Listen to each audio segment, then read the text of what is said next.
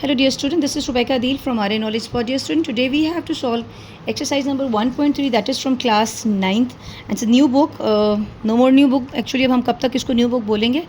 तो इस बुक की जो एक्सरसाइज है जो कि 1.3 है, we are going to start this exercise. The very first question is the sum of three consecutive integers is 42.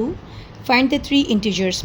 सबसे पहली जो स्टेटमेंट है या जो सबसे स्पेशल यहाँ पर एक न्यू जो आप एक वर्ड पढ़ने जा रहे हो, it's not new to all but for few students this is maybe the new word.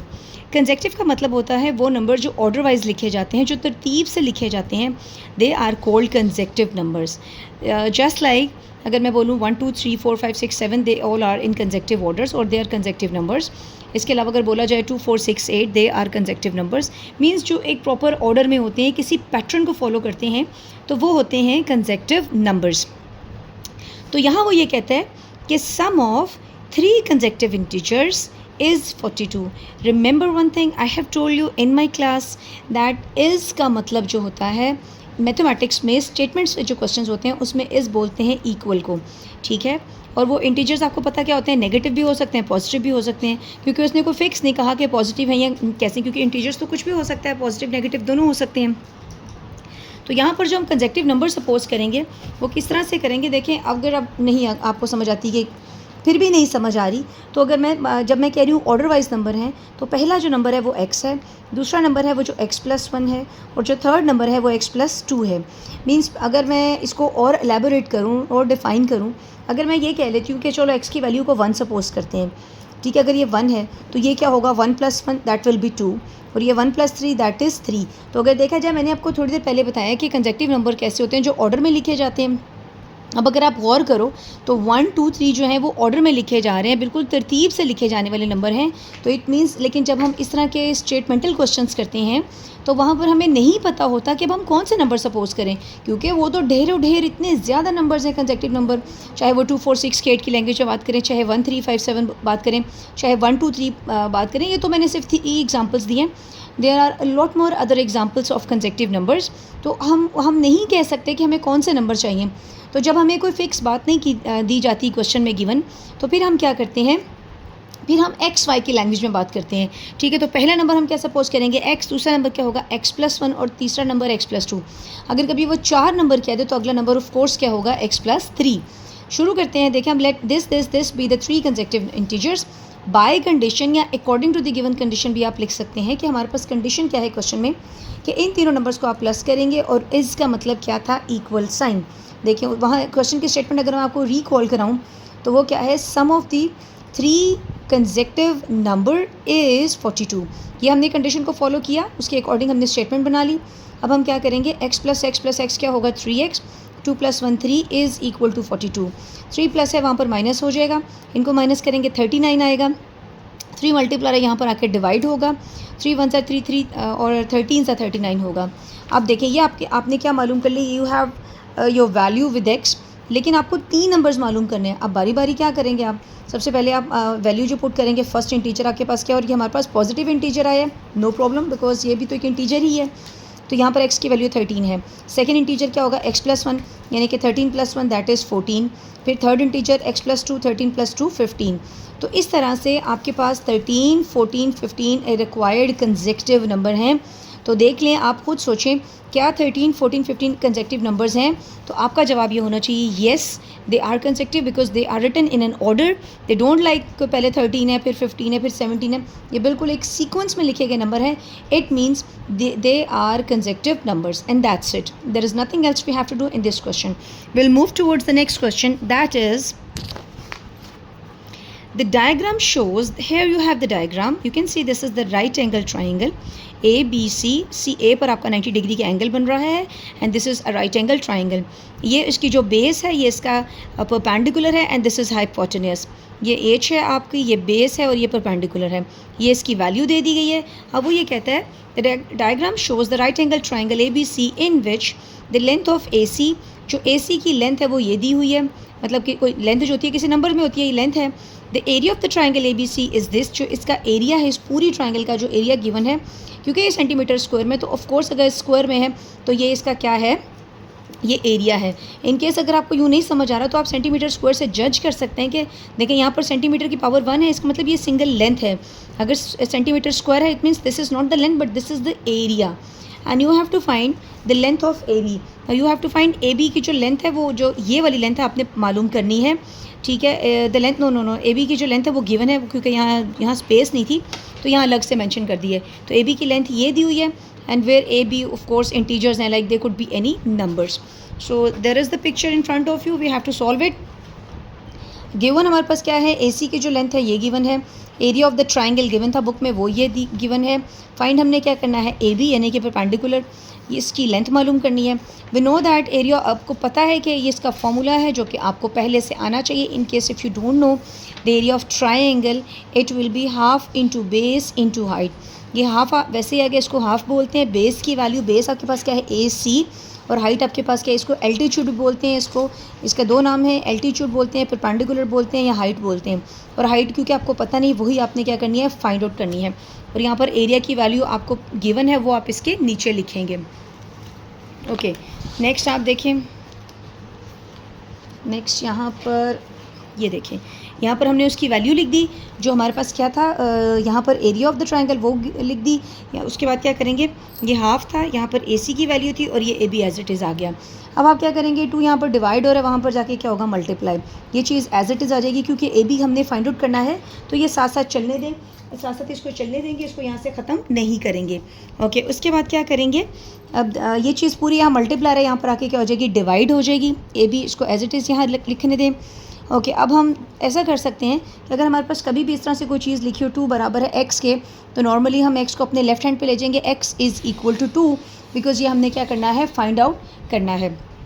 इसको इधर लिख दें, इसको यहाँ पर लिख दें। अब ये काम आपने पहले भी जो पिछली एक्सरसाइज है उसमें किया हुआ है, इसको रैशनलाइज करते हैं, ठीक है। इसको रैशनलाइज करेंगे, ये प्लस है तो क्या हो जाएगा, माइनस के साथ इसका जो नेगेटिव के साथ जिसको कॉन्जुगेट है उस साथ मल्टीप्लाई डिवाइड करेंगे, ठीक है। अब ये क्या हो रहा है, देखिए अब कैसे, सबसे जो इंपॉर्टेंट यहाँ पर चीज़ है, बहुत केयरफुली अपने मल्टीप्लिकेशन देखनी है हमने कैसे की, क्योंकि ज़रा सी गलती तो पूरा क्वेश्चन आपका क्या हो जाएगा, रॉन्ग होगा। तो देखिए 2, वैसे पहले 1 को 3 से मल्टीप्लाई करें, फिर इस 1 को √5 से करें, फिर ये पॉजिटिव 15 है, इसके साथ इन दोनों को क्योंकि कैसे मल्टीप्लाई करेंगे तो साथ मिला के लिख दें। अब इसको इसके साथ मिला के लिख दें, नीचे एक फॉर्मूला अप्लाई हो रहा है that is a square minus b square, a का स्क्वायर माइनस b स्क्वायर लिख दिया। इसको यहाँ मल्टीप्लाई करा दें, इसके साथ लिख दें, यहाँ इसको 2 के साथ, यहाँ 2 इसके साथ, तो ये सब के साथ बारी बारी 2 को मिला लिख देंगे, क्योंकि 2 एक्चुअली क्या हो रहा था, मल्टीप्लाई हो रहा था। ये इससे कैंसिल हो जाएगा, ये इससे कैंसिल होगा। उसके बाद देखें ये एज इट इज़, यहाँ पर ये एज इट इज़। अब ये क्या हो रहा है, अगर थोड़ा सा गौर करें स्टूडेंट्स, तो ये दोनों बिल्कुल सेम नंबर हैं, और मैथ्स में जब यानी कि 2 नंबर सेम होते हैं और वो मल्टीप्लाई होते हैं, usually we take the square of that number. Now similarly these 2 numbers are same, so when we take the square of that number, तो ये क्या हो जाएगा, √5 वैसे ही आ जाएगा, इसका स्क्वायर लेंगे तो 3 आ जाएगा। मीन्स हम लिखेंगे √3 square, it will cancel, will gives you only 3। अब यहाँ पर भी सिमिलरली ये 2 नंबर सेम है तो इसका स्क्वायर ले लें और ये एज इट इज़ आ जाएगा। ये बहुत बड़ी फ्रैक्शन थी, I just going to write this way, मैंने इसको इस तरह से लिख दिया है just to save my time, actually ऐसे लिखा है। अब ये एज इट इज़ आ गया, ये भी as it is, 3 2s are 6, 2 5s are 10, और ये यूँ चलता जाएगा साथ साथ। But in your exams like in your homeworks I must prefer that you should write like the complete line, you can't write like this actually. Of course ये गलत नहीं है, बट आपको एक प्रॉपर फॉर्मेट में being a student you have to follow the rule, you have to write like this. Okay इस तरह से ये आ गया। अब देखें ये लिखा गया है, जो अब सिमिलैरिटी ढूंढें कि क्या चीज़ कहाँ पर सेम है, उनको साथ मिला के लिख दें। ये और ये सेम है, इसको साथ लिखें, और ये दोनों सेम हैं। ये सेम कैसे हैं, एटलीस्ट आपको नज़र आ रहा है कोई एक चीज़ यहाँ पर सिमिलर है, लिख दें। यहाँ से कुछ कॉमन ले लें, ये हम काम क्यों करते हैं, ताकि चीज़ें सिंप्लीफाई हो जाएं।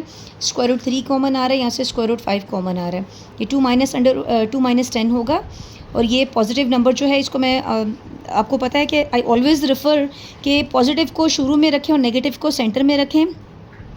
यहाँ पर ऐसा नहीं किया गया, यहाँ पर सिंपल देखें √5 कॉमन ले लिया, तो इसको √5 कॉमन ले लिया, -2 + 6 आ जाएगा। ओके और ये साथ साथ ये इसको मैंने दोबारा वापस उसी फॉर्मेट में लिख दिया, -2 लिख दिया, बड़ी फ्रैक्शन के साथ लगा दिया। अब देखें 10 माइनस 2, 2 माइनस 10 माइनस 8 होगा, ये 4 आएगा, ये माइनस 2 है। अब दोबारा से अगर कुछ सोल्यूशन कुछ सॉल्व हो रहा है, अब यहाँ पर कोई सिंप्लीफिकेशन नहीं हो रही, क्योंकि जो फॉर्मेट होता है वो इस तरह से होता है कि सबसे पहले नंबर लिखा जाए, उसके बाद स्क्वायर रूट की फॉर्मेट, यानी कि ये प्रॉपर फॉर्मेट है, ना कि दिस वन। अब इसको पहले लिख दिया, ये इधर आ गया, plus 4 under root 5 divided by minus 2। अब क्या करेंगे, फिर वही बात कि negative should be written at the second place and this should be written at the first place. इसको पहले लिख दें, इसको बाद में लिख दें। अगर कुछ कॉमन आता है तो कॉमन करें। So the common number is 4, ये वैसे ही आ गया, 4 2 ज़ा 8। अब ये इससे कैंसिल हो जाएगा, 2 1 ज़ा 2, 2 2 ज़ा 4, ऊपर वाला 2 एज इट इज़ आएगा, नीचे वाला 2 ख़त्म हो जाएगा, लेकिन नीचे गौर करें तो एक -1 बच रहा है। अगर कभी ऐसे हो जाए कि फ्रैक्शन में लेट्स सपोज करें अगर मैं लिखा a बाई b और यहाँ साथ एक माइनस साइन आ गया, तो नॉर्मली हम क्या करेंगे, और मतलब फ़र्ज़ करें बल्कि ये भी कैंसिल हो गए, यहाँ 1 है, सिंपल 1 है, तो नीचे 1 की कोई वैल्यू नहीं, but actually there is a negative sign, तो हम क्या करेंगे, इसको शिफ्ट करा देंगे। हम इसको यूँ भी लिख सकते हैं, एक्चुअली ये ऐसे लिखा जाता है जैसे यूँ है। तो बाद में क्या करेंगे, plus minus minus A, minus plus minus B.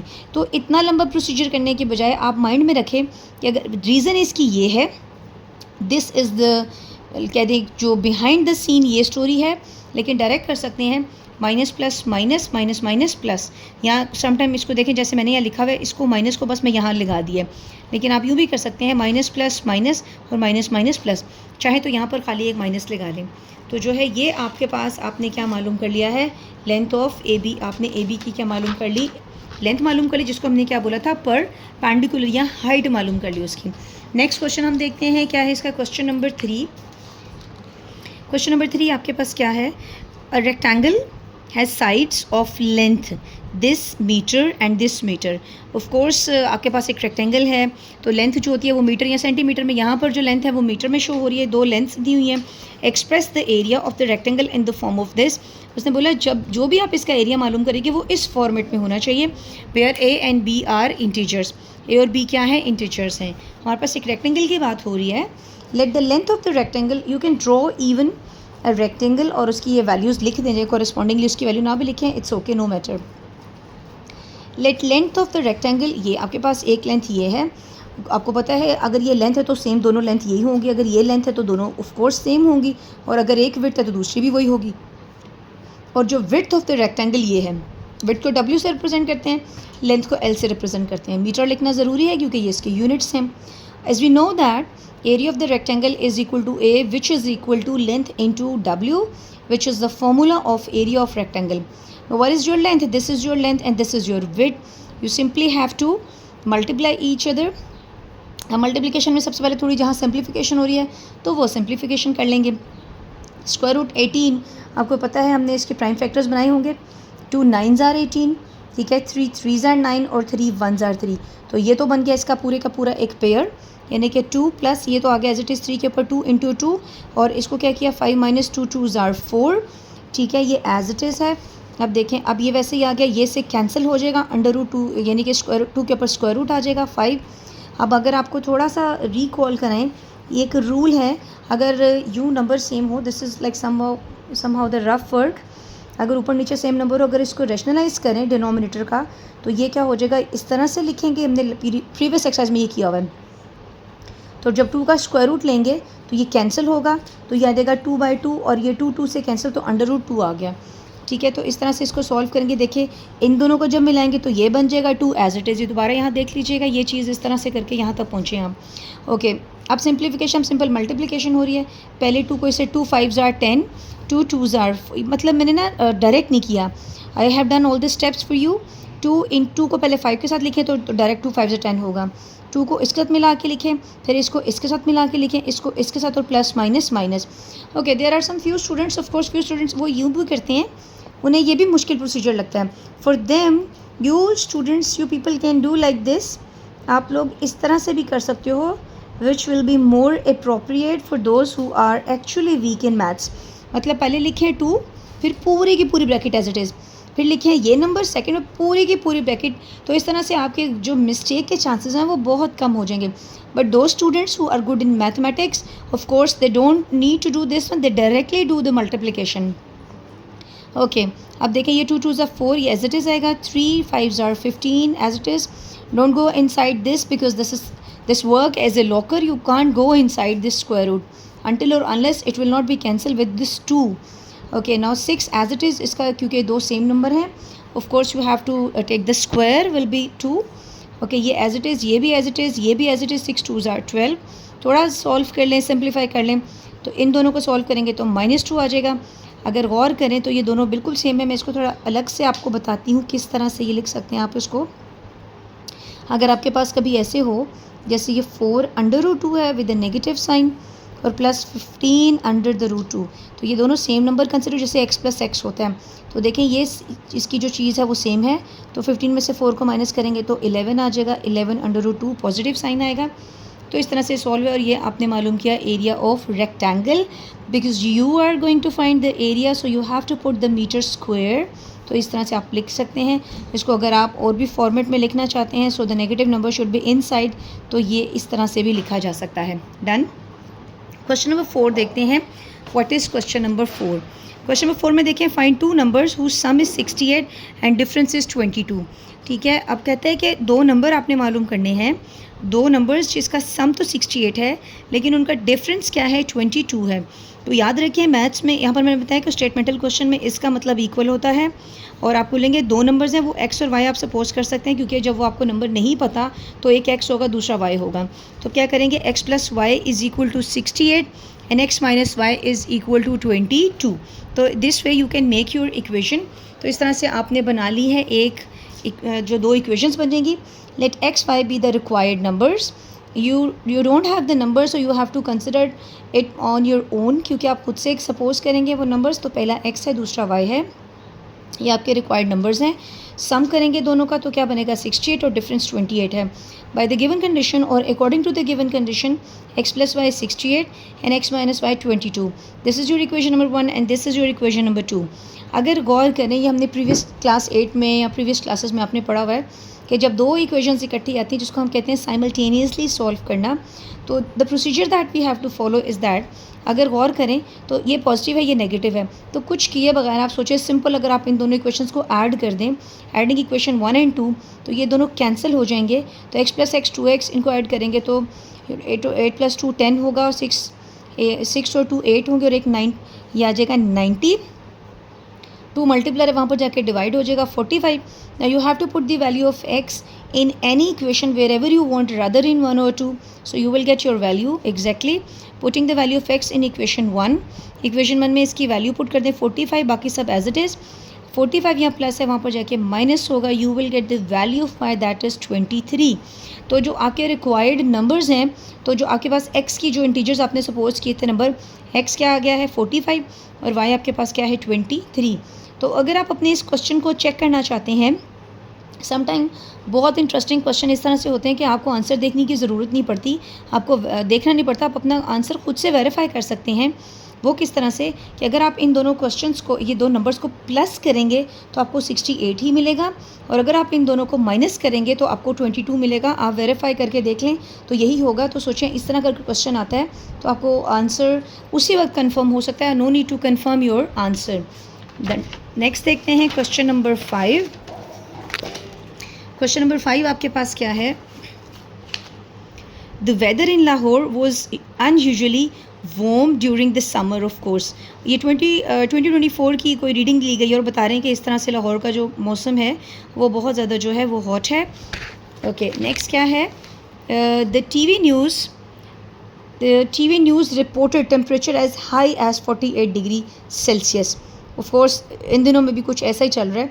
Bye using the formula, this is the formula, find the temperature. हमारे पास सेल्सियस में जो टेम्परेचर गिवन है और आपने कन्वर्ट करना है फ़ारेनहाइट में, तो सिर्फ यहाँ पर कन्वर्जन है और फार्मूला गिवन है। Sometime may be you are not given the formula in your exam, so you have to memorise, क्योंकि फ़िज़िक्स में आपने ऑलमोस्ट ये याद किए होंगे। तो बस सिंपल आपने क्या करना है, ये देखें ये इसका फार्मूला आपने लिखा, आपको जो सेल्सियस में जो टेम्परेचर है वो 48 है, आपने सी की जगह उसकी वैल्यू 48 पुट कर दी, एज इट इज़ आ गया। अब इसको सिंप्लीफिकेशन कर दें, आपने क्या किया कि आप ये लिखें, मतलब ये इसको करने के बहुत से प्रोसीजर हैं। आप सिंपल ये भी कर सकते हैं कि पहले इन दोनों को डिवाइड कर दें और फिर 48 से मल्टीप्लाई करें, या आप 9 को 48 से मल्टीप्लाई करें और 5 से डिवाइड कर दें और बाद में 32 में प्लस कर दें।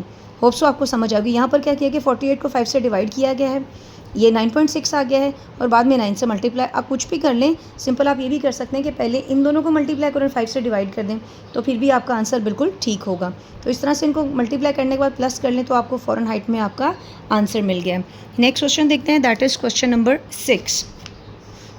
The sum of the ages of the father and the son is 72 years. ये बहुत डिटेल से समझने वाला क्वेश्चन है, ये इसमें काफ़ी ज़्यादा डिटेल्स हैं, एकदम से समझ भी नहीं आएगा, तो बहुत केयरफुली सुनिएगा। The sum of the ages of the father and the son is 72, यानी कि सन जो सम करेंगे फादर और जो सन की जो एज है, ठीक है, वो 72 ईयर्स है। 6 ईयर्स अगो, यानी कि 6 साल के बाद, the father's age was 2 times the age of the son. Definite बात है कि कुछ 6 सालों के बाद फादर की एज बढ़ रही होगी तो बेटे की भी बढ़ेगी, तो फादर की जो एज है वो 2 टाइम्स ज़्यादा है किससे, बेटे से। तो what was the son's age 6 years ago, तो 6 साल के बाद उनकी क्या होगी, एज होगी। ओके, देखें भाई क्या करना है। लेट फादर्स एज क्या है, x है, ठीक है, और सन्स की एज को हमने क्या ले लिया, y। पहले देखें, क्योंकि हमें पता नहीं है किसी की एज को, तो हम खुद से सपोज करेंगे। तो फादर की एज x है और सन की एज क्या है, y। बाय द कंडीशन, हमने सबसे पहले लाइन पढ़ी है कि दोनों की एज को अगर प्लस किया तो 72 आएगा, वो हो गया। 6 ईयर्स अगो, जब 6 ईयर्स अगो करते हैं इसका मतलब 6 साल पहले की बात हो रही है। तो जब पहले की बात होती है तो माइनस की बात करते हैं, और जब अगर बाद की बात होगी तो क्या होगा, एडिशन की बात करेंगे। मैं दोबारा बता रही हूँ, 6 साल पहले अगर मैं बोलूँ कि आपकी एज क्या थी, तो अगर आपकी एज है अभी 13 या 14 है, तो 6 साल पहले अगर आपके से पूछा जाए तो डेफिनेट बात है अपनी एज में से आपने -6 कर देना है। और अगर 6 साल बाद पूछी जाए तो 6 साल आपने क्या कर देना है, बीच में ऐड कर देने हैं। तो देखें, अगो का मतलब क्या है, बिफोर। तो फादर की एज कितनी थी, पहले x थी, अभी x है, तो 6 साल पहले कितनी होगी, x - 6। बेटे की एज जो है y है, तो 6 साल पहले कितनी होगी, y - 6। गॉट इट, ये तो सिंपल बात होगी। According to the given condition, अब जो कंडीशन है मैं बुक सामने रख के आपके साथ ये आपको बताती हूँ कैसे। देखिए क्या लिखा है, गिवन कंडीशन के अकॉर्डिंग वो ये कहता है the father's age was, father की एज, ये देखें हम इक्वेशन कैसे बना रहे हैं, फादर एज, ये देखिए ये क्या लिखा है, father age was 2 times the age of son. 2 times father की जो एज है वॉज, यानी कि यहाँ पर जैसे इसका मतलब इक्वल है, यहाँ पर वॉज को इक्वल कंसिडर करें। 2 टाइम्स द सन्स एज, दोबारा देखें, फादर्स एज लिखा, इसकी जगह इक्वल लगा दिया, 2 टाइम्स को कहते हैं मल्टीप्लाई द एज ऑफ सन। तो इस तरह से आपको एक इक्वेशन मिल जाएगी। ये इक्वेशन अगर आपको समझ आ गई तो फिर कोई टेंशन वाली बात नहीं है। फादर्स एज इज़ का वॉज का मतलब यहाँ पर equal 2 times the son's as.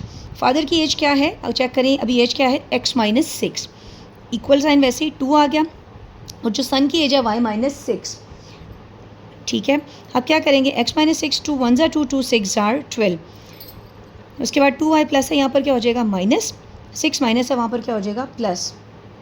उसके बाद इनको माइनस करेंगे तो -6 आएगा, और ये होगा x - 2y। अब ये एक आपको एक इक्वेशन मिल गई है। ओके, यहाँ पर हमारी जो मेन इक्वेशन आप देखें कि पहली जो इक्वेशन बनी है, चेक करें कि यहाँ तक हम पहुँचे हैं क्वेश्चन में इस जगह। एक इक्वेशन ये है x - 2y बराबर है -6 के, और जो दूसरी इक्वेशन है x + y बराबर है 72 के। इन दोनों इक्वेशंस को साइमल्टेनियसली हमें सॉल्व करना होगा और वैल्यू फाइंड करेंगे। फादर की जो बेटे की जो एज है वो हमने फाइंड आउट करनी है। Okay, the first equation was x + y = 72 and the second is x - 2y = -6। Subtracting equation 1 and 2, वही सिमिलरली जैसे प्रीवियस हमने क्वेश्चन किया है कि जब इस तरह से 2 इक्वेशंस आपके पास आती हैं, the way you have to solve is this. अब ये आपकी मर्ज़ी होती है, चाहे आप x को पहले ख़त्म करना चाहते हैं या y को। If I am interested to cancel this x, तो अगर गौर करें तो दोनों के पॉजिटिव साइन हैं, और अगर इन दोनों को मैं सब्ट्रैक्ट करूँगी तो ही ये कैंसिल आउट हो सकते हैं, अदरवाइज़ नहीं हो सकते। सब्ट्रैक्टिंग इक्वेशन 1 एंड 2 या subtracting equation 1 from 2, it's more like good to write from rather than and. तो अब क्या करेंगे, अच्छा 1 फ्रॉम 2 का मतलब है कि अच्छा हम 2 फ्रॉम 1 लिखेंगे, क्योंकि मैंने आपको ये चीज़ सिखाई है, इस तरह जब सब्ट्रैक्शन करते हैं तो फ्रॉम के बाद जो इक्वेशन होती है वो ऊपर आती है। तो अगर मैं 1 या 2 फ्रॉम 1 लिखूँगी तो ही मेरी 1 इक्वेशन ऊपर आएगी। अगर आप 1 फ्रॉम 2 लिखेंगे तो 2 इक्वेशन ऊपर लिखेंगे। तो मैं लिखूँगी 2 फ्रॉम 1, तो मेरी 1 इक्वेशन क्या होगी, ऊपर लिखी जाएगी। ओके, ये ऊपर लिखा है, नीचे दूसरी इक्वेशन आ गई। जब सब्ट्रैक्शन करते हैं तो साइन चेंज करने होते हैं। ये पॉजिटिव है तो देखिए इसका ओरिजिनल साइन हमारे पास पॉजिटिव है तो नेगेटिव लेंगे, नेगेटिव है तो पॉजिटिव आएगा, और अगर नेगेटिव है तो ये भी क्या होगा, पॉजिटिव। ये कैंसिल हो जाएगा, ये 2 + 1 3y, इसको प्लस प्लस प्लस तो 78 होगा। 3 मल्टीप्लर है, वहाँ पर जाके डिवाइड हो जाएगा, तो y की वैल्यू क्या आ गई, 26। Now putting the value of y in equation number 1, no matter wherever you want you can. I am just putting in the very first equation. तो यहाँ पर y की वैल्यू पुट करेंगे 26, यहाँ पॉजिटिव है, यहाँ पर जाके नेगेटिव होगा। आपको जो वैल्यू मिल रही है दैट इज़ x = 46। आपने मालूम करनी है 6 years ago जो सन की एज है। तो देखें y -6 लिखेंगे, जो हमारे पास मेन इक्वेशन थी वो ये थी 6 वाली, जो आप वीडियो को पीछे करके देख लीजिएगा। तो देखें y की वैल्यू 26 है, तो 20 जो एज है वो है बेटे की। वैसे फादर की भी मालूम कर ली है इसी एरा में, तो वो क्या बन रही है, 40। लेकिन आपका रिक्वायर्ड आंसर सिर्फ ये है, तो इस तरह से आपने क्वेश्चन किया। नेक्स्ट क्वेश्चन देखेंगे हम अपना। The very next question is number 7। Mirha bought a toy for ₹1500 and sold for ₹1520 rupees. What was her profit percentage? So here you have some few formulas that कि आपको जो याद करने पड़ेंगे। तो जो बहुत पहला फार्मूला है आप याद रखें, आपकी यहाँ पीछे बुक में सारे के सारे जो फार्मूलाज हैं वो डिस्कस किए हुए हैं, वो आपको याद करने पड़ेंगे। वो इतने डिफ़िकल्ट नहीं है, बहुत आसान है। आपने जो आपके लोअर ग्रेड्स हैं उसमें याद किए होंगे। जो प्रॉफिट का फार्मूला है SP माइनस CP है, यानी कि selling price minus cost price. इसको इन शॉर्ट ये भी लिख सकते हैं। और अगर आपने प्रॉफिट की फॉर्म में, यानी कि प्रॉफिट परसेंटेज मालूम करना हो, मतलब प्रॉफिट तो करना है परसेंटेज की फॉर्म में मालूम करना हो, तो ऊपर लिखते हैं प्रॉफिट, नीचे डिवाइड करते हैं CP से और मल्टीप्लाई करते हैं 100 से। तो इस तरह से आप जो है इसका मालूम करेंगे। अब लॉस मालूम करना है, अगर आपने मालूम करना है लॉस, तो लॉस का फार्मूला है इसके बिल्कुल ऑपोजिट, इसको पहले इसको बाद में लिख लें, तो वो आप मालूम कर लेंगे इसका लॉस जो है। ये आपने लॉस का फार्मूला लिखा और लॉस का परसेंटेज का ऊपर लॉस, नीचे CP लिखते हैं। तो ये फार्मूलाज आप छोटे छोटे से याद कर लेंगे तो बहुत सिंपल है। यहाँ आप देखें कि कॉस्ट प्राइस की जो वैल्यू है वो क्या दी है 1500, और जो सेलिंग प्राइस है, जो सेल किया है उसको, वो इतने पैसों में किया है। प्रॉफिट आपको हो रहा है, देखें आप जो प्रॉफिट का, क्योंकि आपको पता है आपने चीज़ इतने की खरीदी और इतने की बेची है, तो 20 रुपीज़ आपको प्रॉफिट हो रहा है। इट मीन्स आपने प्रॉफिट का फार्मूला अप्लाई करना है। ₹20 आपको प्रॉफिट हुआ है, प्रॉफिट परसेंटेज मालूम करना है, तो उसका फार्मूला बहुत सिंपल है। आपने सिंपल क्या करेंगे, ऊपर लिखेंगे प्रॉफिट, नीचे लिखेंगे CP × 100, क्योंकि परसेंटेज है तो यहाँ पर परसेंटेज का साइन लगाएंगे। प्रॉफिट 20 हुआ है, जो कॉस्ट प्राइस कितनी है 1500, ये कॉस्ट प्राइस पर आपको इतना प्रॉफिट हुआ है। अब देखें ये सिंपल, आप कितने सारे तरीके हैं सॉल्व करने के। या तो इन दोनों को मल्टीप्लाई कर लें पहले और 1500 से डिवाइड कर दें, या 2 0 इससे कैंसिल कर दें। तो ये 20 को 15 से डिवाइड करेंगे तो आपको 1.33% में आंसर मिलेगा, यानी कि ये आपका प्रॉफिट हुआ है।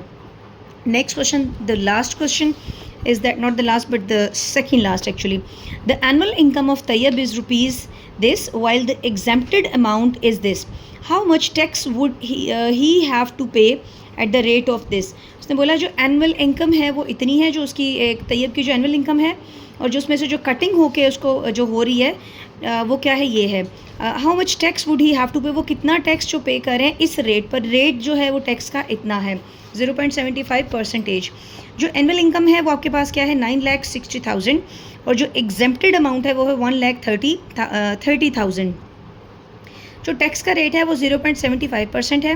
टैक्सेबल अमाउंट यानी कि जो एनुअल जो उसकी देखो इनकम है उसमें से इस अमाउंट को माइनस कर देंगे, जो उसने टैक्स जो है वो पे करना है वो कितना है आपको, जो टैक्स की जो यहाँ पर जो अमाउंट है वो कि 8,30,000। अब जो टोटल अमाउंट जो वो, क्योंकि हमने तो उसका रेट कितना, जो टैक्स का जो रेट दिया जा रहा है वो इतना है, उसके अकॉर्डिंग करेंगे।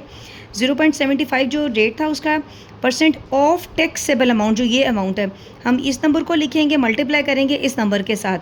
अब क्या लिखेंगे, आपको पता है कि इसके पॉइंट की जगह 1 लगाते हैं, अगर 2 नंबर है तो 2 0 लगा देंगे, और साथ में परसेंटेज है। ये जो परसेंट का मतलब होता है ना, पर सेंट, ये बोलते पर का मतलब होता है जो ये वाला पर है, और सेंट मतलब 100%। लेकिन फ़र्ज़ करें 5% होता तो क्या लगाते हैं 5%। %। तो अब ये परसेंट का साइन का मतलब 1/100 होता है। अगर अकेला सेंट होता तो 1/100 होता है, लेकिन कोई नंबर लगा दे तो वो नंबर ऊपर लिखना पड़ता है। तो आप क्या करेंगे, 0. ये तो आ गया ना, पॉइंट की जगह 1 और 2 और 0। अब इसका मतलब 1/100 है, या यूँ लगा लें 1/100, और ये वैसे ही आ गया। अब ये कितने ज़ीरो टोटल, 1 2 3 4, और ये कितने ज़ीरो हैं, 1 2 3 4, ये 4 0 4 से कट जाएगा। अब सिंपल आपने 83 को 75 से मल्टीप्लाई करा देना है, तो ये आपको मिल जाएगा इसका आंसर। इन दोनों को क्या कर देंगे, मल्टीप्लाई करा देंगे, तो ये सिंपल इसकी जो अमाउंट उसने टैक्स की जो पे की है वो this is the amount that he has paid for the tax.